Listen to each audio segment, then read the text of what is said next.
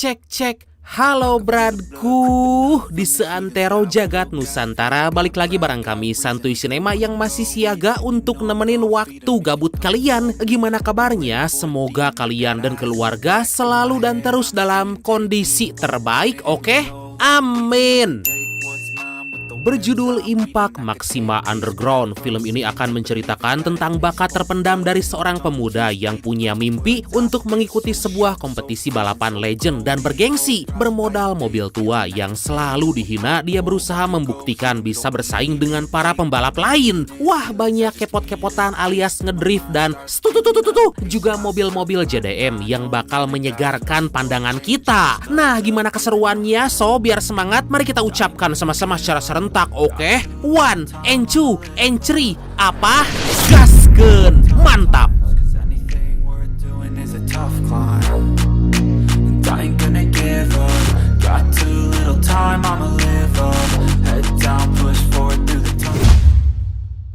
Bahawa tiada apa-apa yang berlaku secara tidak sengaja dan sekaligus meranapkan impian. Berlatar di negeri jiran Malaysia, seorang pemuda bernama Rudy gak sengaja menemukan sebuah kartu undangan untuk mengikuti balap jalanan. Merasa bahwa itu bukanlah suatu kebetulan, Rudy pun berniat datang ke acara itu yang bernama IMU atau Impact Maxima Underground. IMU ialah singkatan untuk Impact Maxima Underground. Diri korang mengejar sesebuah impian di hadapan.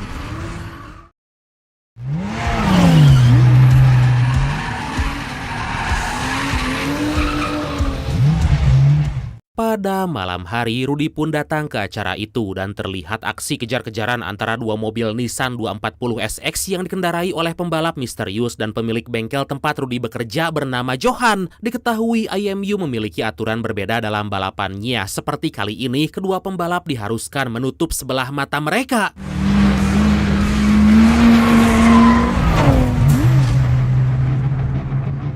Tanpa disangka si pembalap misterius itu bisa mengungguli kemampuan Johan, hingga saat Johan mencoba untuk menyalipnya, tiba-tiba dia malah hilang kendali dan membuat si pembalap misterius memenangkan balapan itu. Dari sana Johan pun memberikan penutup matanya sebagai tanda bahwa dia telah dikalahkan, tapi secara tiba-tiba datanglah polisi dan membubarkan mereka.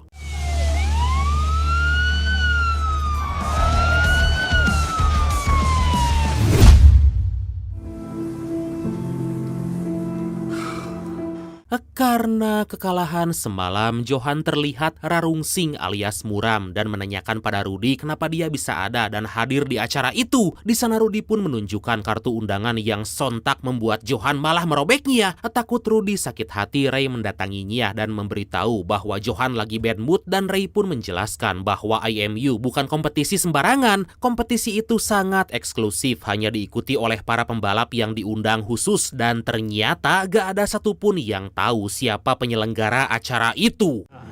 Tak ada siapa pun yang tahu dan tak ada siapa pun yang ngaku.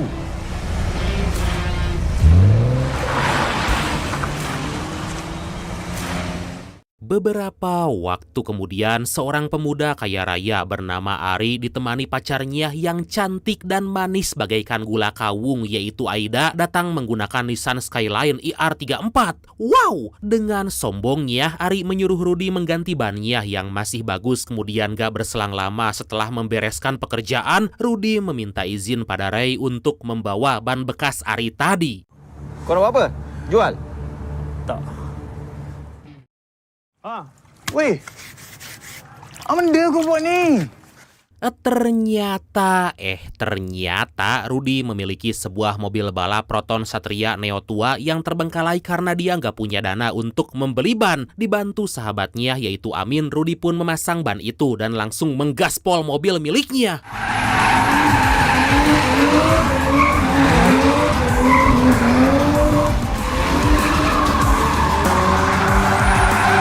Secara gak disangka, ternyata Rudy punya skill drifting yang hebat hingga membuat kagum Johan yang berada di sana. Tanpa banyak bicara, Johan seketika mengajak Rudy untuk bergabung bersama tim balapnya.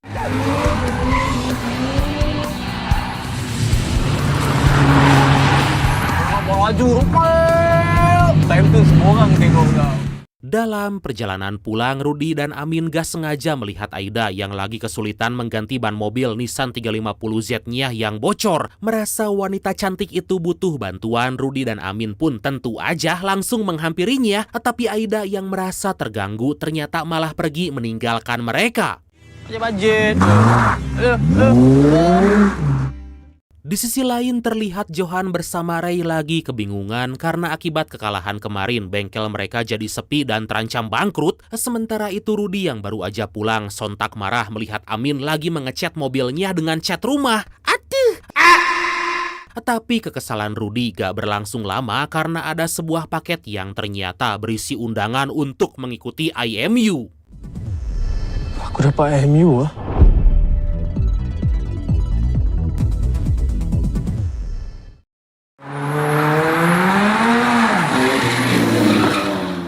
Singkat cerita, Rudi bersama Amin datang ke acara itu dan bersiap melawan seorang pengendara Nissan Silvia S15 bernama Idlan. Seperti biasa, IMU selalu ada challenge untuk para pembalap yang mana kali ini setiap pembalap harus mengikat tangannya dengan syal pada persneling mobil. Kemudian gak lama berselang setelah semuanya siap, akhirnya balapan pun dimulai.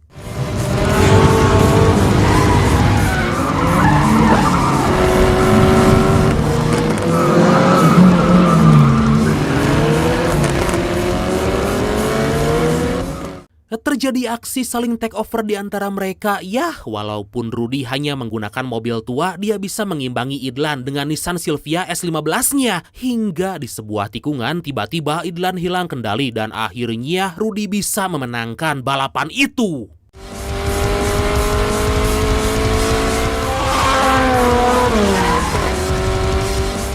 Pada keesokan hari di saat bekerja, Rudi dihampiri Idlan yang memberikan syal bekas balapan kemarin. Tapi bukannya marah, ternyata Idlan mengakui kemampuan Rudi serta siap membantu jika Rudi ada masalah. Ada apa masalah? Kau halu aku? Awak ada janji dengan saya kan?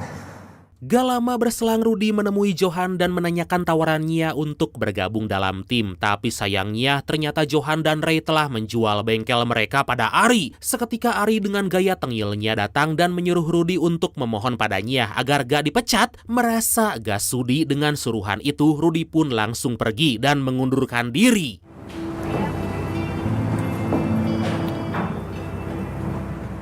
Sekian ada kat mana-mana.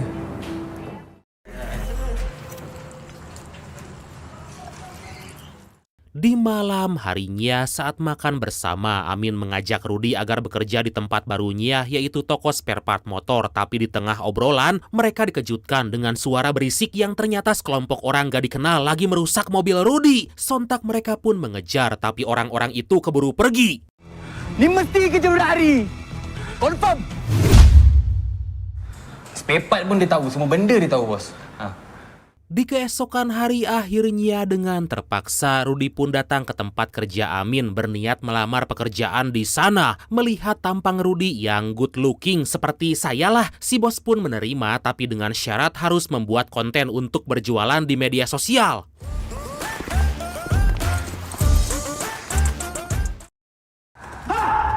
Memang aku nak buat caption tu kat kawasan? Weh, diam! Secara gak disangka, si tangkurak Ari bersama anak buahnya datang merusak toko dan memukuli Amin serta si bos. Dari sinilah diketahui bahwa kejadian semalam gak lain gak bukan adalah ulah anak buah Ari. Setelah cukup puas, Ari pergi dari sana dan akibat kejadian itu si bos pun langsung memecat Rudi. Jangan panggil saya bos. Keluar sekarang.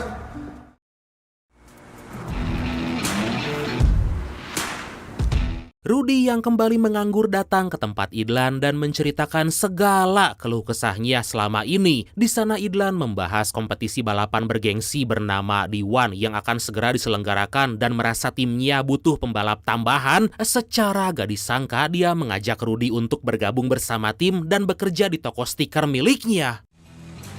Wah! Lagi lah sebab I macam ada kereta dengan high power drive lah.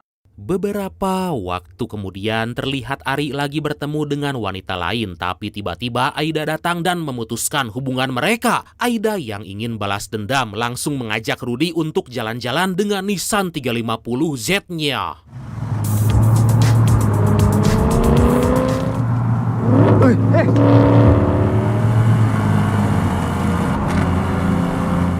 Keesokan harinya saat Rudy mulai bekerja di toko Idlan, dia dihampiri oleh Aida yang menceritakan bahwa sebenarnya dia lagi ada masalah dengan Ari. Di tengah perbincangan mereka, tiba-tiba Ari datang dan berlaku kasar pada Aida. Rudy yang merasa kesal dengan tingkah Ari langsung mendorongnya hingga terjadi aksi baku hantam di antara mereka.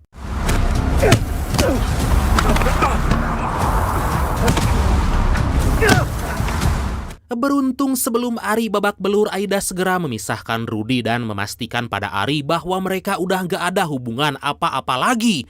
Mamam tah. Akhirnya sejak saat itu Rudy dan Aida pun semakin dekat dan memutuskan untuk pacaran. Adeh.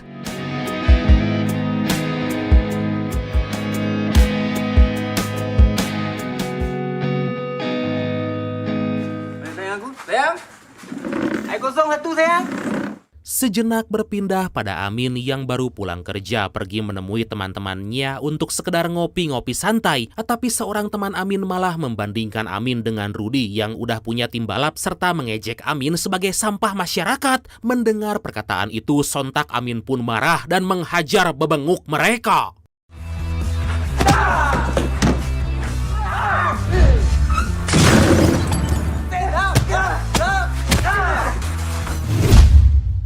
Oh, 20 like kau. Ternyata perkelahian Amin semalam ada yang merekam dan menjadi viral. Rudy yang melihat hal itu merasa malu karena banyak komentar negatif yang menjelek-jelekan Amin. Alhasil terjadi cekcok di antara kedua sahabat itu hingga akhirnya Rudy pun pergi meninggalkan Amin.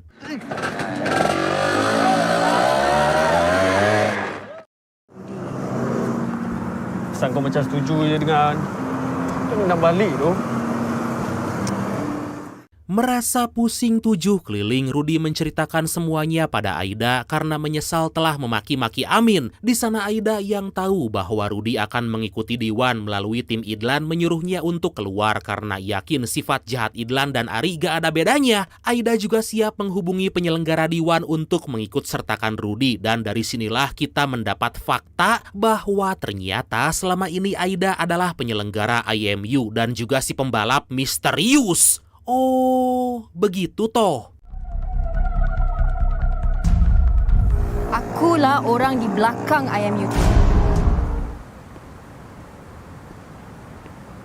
Rudy memutuskan untuk menemui Idlan dan mengatakan bahwa dia akan keluar dari tim karena akan mengikuti Diwan secara independen. Tapi Idlan yang merasa kecewa karena omongan itu langsung menyuruh anak buahnya untuk menghajar Rudy.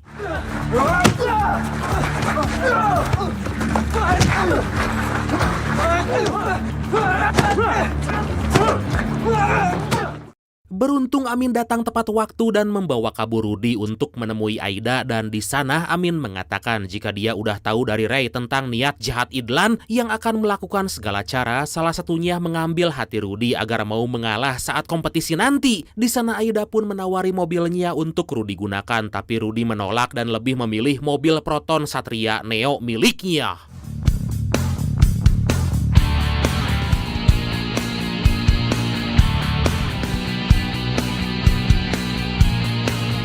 Di sela-sela menyeting mobil, Amin yang baru tahu bahwa Aida adalah penyelenggara IMU menanyakan kenapa dia merahasiakan identitas. Aida pun menjelaskan bahwa selama ini selalu diremehkan orang-orang, bahkan keluarga, karena seorang wanita nggak mungkin bisa menyaingi kemampuan pria. Mendengar hal itu, Rudy dan Amin pun meminta Aida untuk ikut kompetisi Diwan dan menunjukkan kemampuan hebatnya.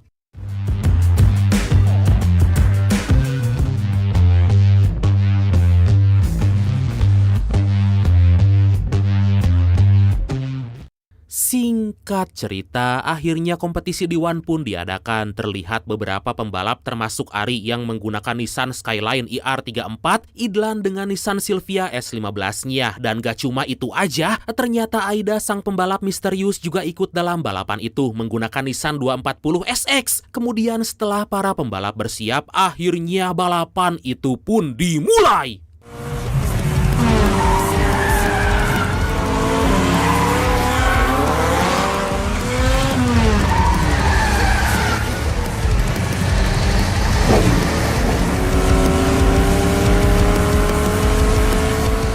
Dalam trek menuruni bukit itu, Ari bisa memimpin balapan, sedangkan Rudy yang berada di posisi ketiga secara gak disangka membiarkan Aida menyalip hingga bisa mendapat posisi kedua, melewati Idlan dan menempel Ari.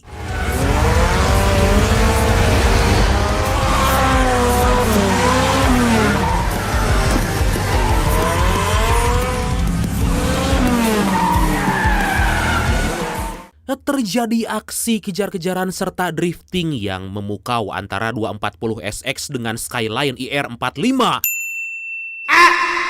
Hingga saat sampai di garis finish, secara mengejutkan Aida berhasil menyalip Ari dan menjuarai kompetisi itu. Mantap!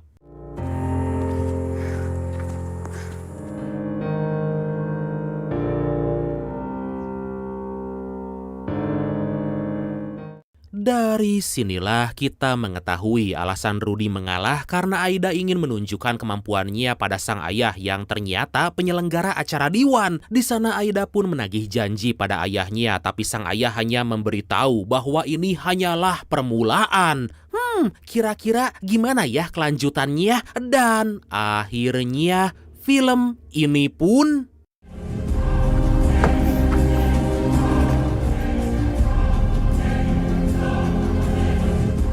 tamat. Duh, kapan ya Indonesia bisa bikin film balapan-balapan kayak gini yang seru-seru gitu, jangan kalah sama negara tetangga kita. Jangan lupa saksikan filmnya secara full ya, biar makin gimana gitu keseruannya. Pokoknya ini film rekomen banget deh buat ditonton. Jangan lupa ya. Oke, dan pesan yang bisa kita ambil dari film kali ini adalah jangan menyerah, tetaplah berjuang menggapai cita-cita atau apapun yang kamu inginkan. Ingat, keberuntungan belum tentu kamu dapat, tapi perjuangan pasti akan memberikan yang terbaik untukmu. Oke bradku, makasih banyak udah nonton sampai akhir. Seperti biasa, mohon maaf karena masih banyak kekurangan. Semoga kalian dan keluarga sehat selalu. Salam sukses, salam santuy, dan see you next time. Bye-bye.